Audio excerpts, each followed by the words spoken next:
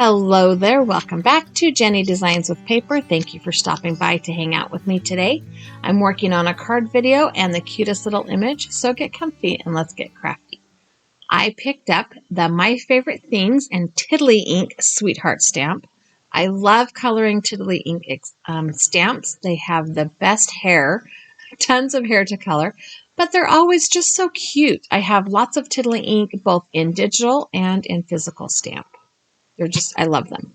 I'm going to be stamping this cute girl on a piece of Nina Solar White Classic Crest 80-pound cardstock. This is my preferred paper for alcohol marker coloring. I feel like I get the best blends with this paper because it's heavy enough to soak up the ink, but not so heavy that it takes a lot of ink to get the paper wet. And that's how you get a good blend, right? With wet paper. I will be stamping her in an alcohol-friendly ink that is Simon Says Stamp Intense Black. And I am making sure that I have got this piece of paper all the way down in that bottom left-hand corner of my Misty because this is not the first time I've colored this girl today. I colored her and the Tiddly Inks images are really fine-lined, so I didn't put too much pressure down with the lid on my Misty. So I knew I was going to need to go over stamp it when it was done to make sure that all of the lines looked nice and crisp and clean. I am just using the sleeve of my shirt and putting down some very gentle pressure. It did actually stamp pretty well. But again, I want to be able to go in and over stamp that when I am done coloring. One of the great things about Tiddly Inks is that their characters all have fabulous hair. I like to color hair in that flicking motion, and I start with the darkest color in the shadows. And I mostly flick away from me, so that means I turn the image around so that it is the right angle. In small sections, like on her ponytails right there, I did just kind of make it work. But usually I like to turn the image and so that I'm flicking in the direction that the hair is laying. That is the best method that I have found for getting that hair to look like it's strands of different colors versus a helmet of hair, which every time I think about that, I think about Steel Magnolias when Sally Field says, "She was right, I do look like I wear a football helmet," after the funeral and her hair's all funny. Yeah. Anyways, my marker was a little bit weird, and so I just took the other cap off and it equaled out the pressure in the barrel so that the ink flowed out smoothly. For her hair, I wanted her to have kind of a reddish brown combination. So I went onto my Pinterest board where I have a whole bunch of different Copic color combinations, and her hair is being colored by E08, E15, and E97. That E09 is a reddish brown, and that's bringing in the auburn or the reddish tint to her hair. And even with the lightest color, I'm not just putting the color in to fill up the white space. I am still adding those strokes to get that hair look. And the more colors you use on hair, the better, the more flicks you get in there, the more hair-like it looks.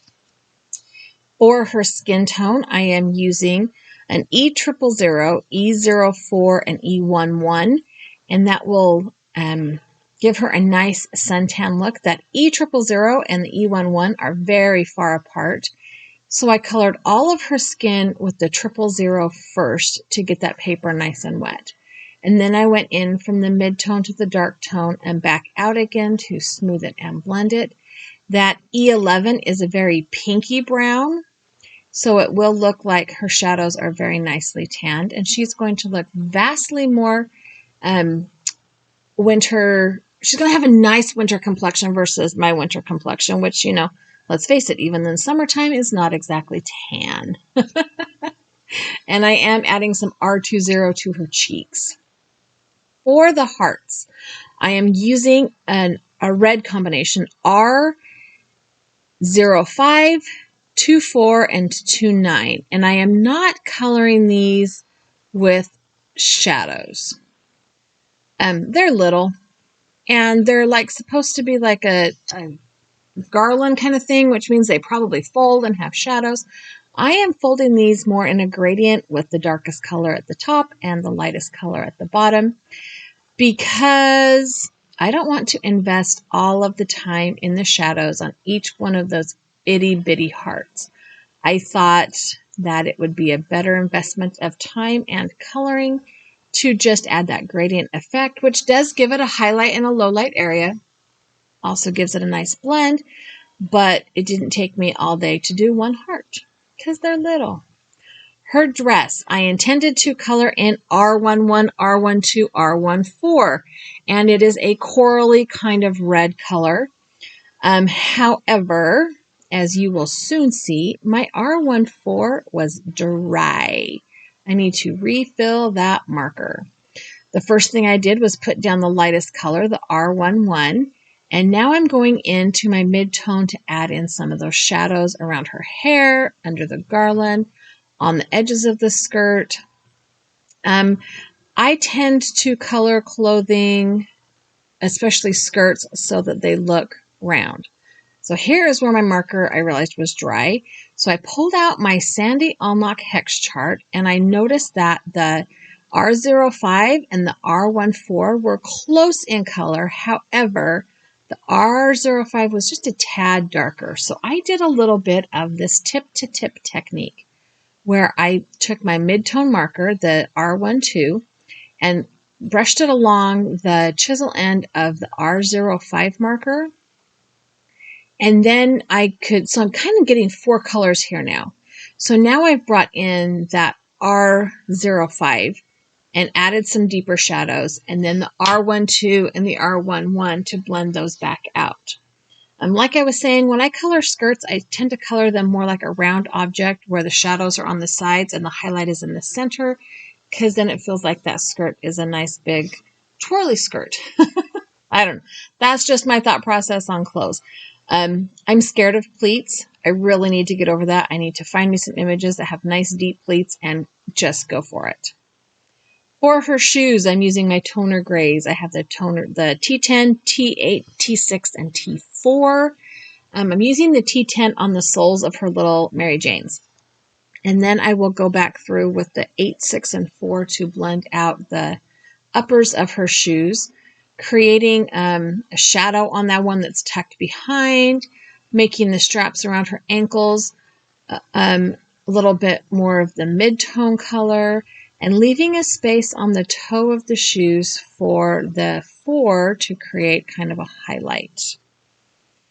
And that is the coloring. So super fun image to color. I love that corally red color. Like I said, I am going to brave the elements of the world and hope that I did this right the first time, second time, third time, and restamp this image. And to be fair, I really like the color combination I chose the second time more than the one I did the first time. So I guess it was okay that it didn't stamp perfect. And I'm holding my breath, using my sleeve and soft pressure again. I just want to bring back those nice dark black lines in the image again. And once I have this over stamped, I am going to decide how to make this card. And it feels like some things are needed first. While I plan out in my brain what kind of card this is going to be, a scene card or just a put together card, I'm going to add some more details. So for her eyes, I pulled out my black glaze pen, and I'm going to add the glaze to her eyes. And then I pulled out a white Jelly Roll pen and went around the image anywhere I had kind of gone out of the lines and just covered it up. The colorless blender does work to push that ink back into the image, but with reds, I find that sometimes it just smears. So I just covered it all up with my white gel pen. It works. It's a little bit of a cheat, but it works. And then I decided I wanted to add, let's see, which part did I do first? The highlight to her shoe? No, I added the texture. I decided to add a little bit of print to her dress. So her dress got it's got a waistband. It's got the tears in it. I decided to add some little white polka dots with my Jelly Roll pen to the upper part of her dress and leave the little waistband and the bottom ruffle part of her dress plain. And I like how it turned out. And once the glaze in her eyes is dry, I can add a little bit of white gel pen to her eyes as well to bring back that highlight to her eye.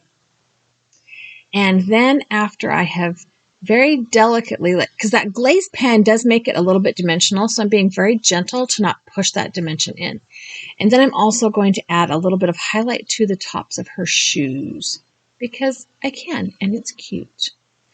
Okay, I've decided to just fussy cut her out, but not create a scene card. So I am going to pull out my scissors, but I'm not going to go right up next to her clothes because her hair, she's got some little stick-em-up hairs on the top of her head. I don't want to cut around those.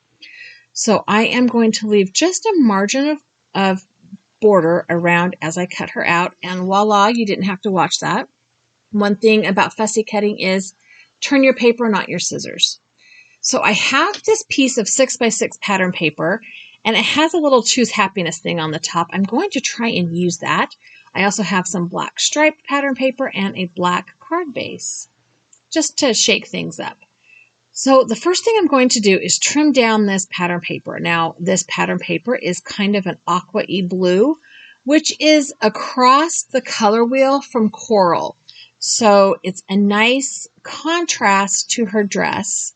They're complementary colors. They work together well.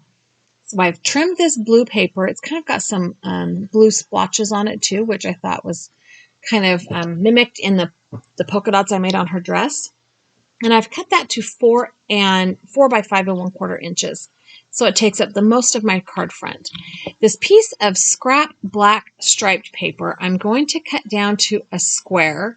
And then I'm going to cut that square. I think I made it a 3-inch square.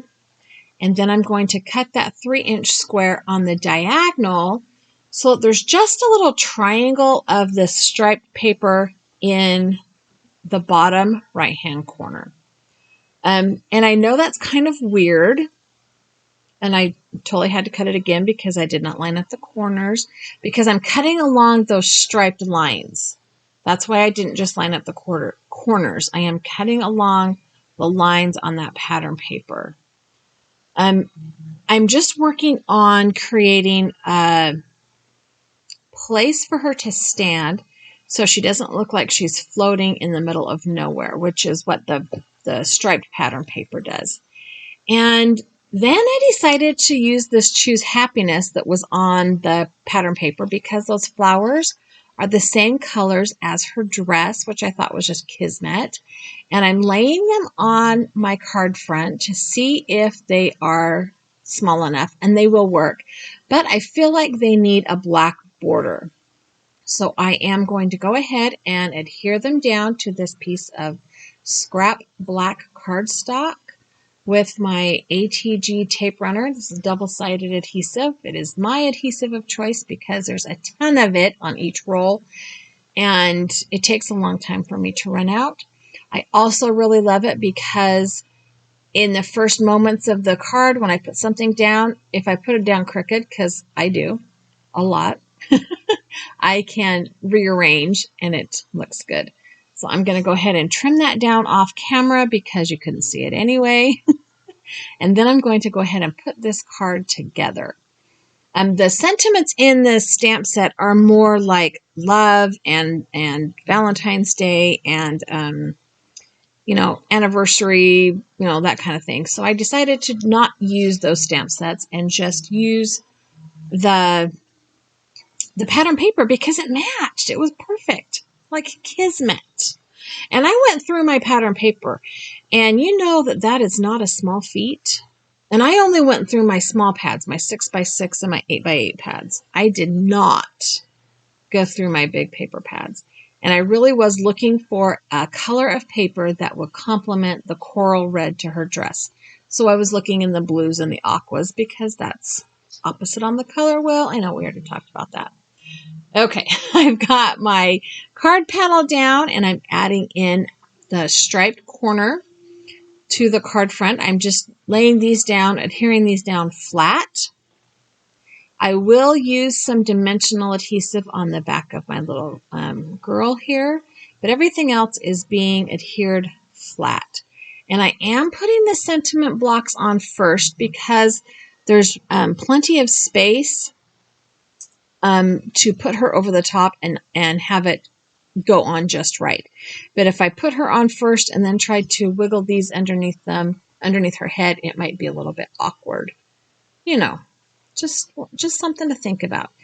When I am putting my card together, I tend to assemble from the bottom to the top, or at least in stages. Like maybe I would put elements together like the border around the sentiment, but then ultimately I am assembling it from the bottom to the top because then I feel like I can lay things out properly. I don't know, just my habit. You can do your way. I am going to put some 3M foam dimensional adhesive on the back of this girl. I have a couple of pieces that are already cut into half, and then I've cut off another small piece. I'm going to remove the backing paper, and then using my reverse clamp tweezers, I am going to figure out exactly where on this card front I want my cute little girl to be standing. See what I mean? Her head can kind of go up there above the border to the happiness block because the descenders on the P's are kind of long. Yeah. Okay, the last step in this card is to put a piece of white copy paper on the inside so that I don't have to write a greeting in white gel pen because let's face it, I would smear that and it would look ugly. And now the card is all finished.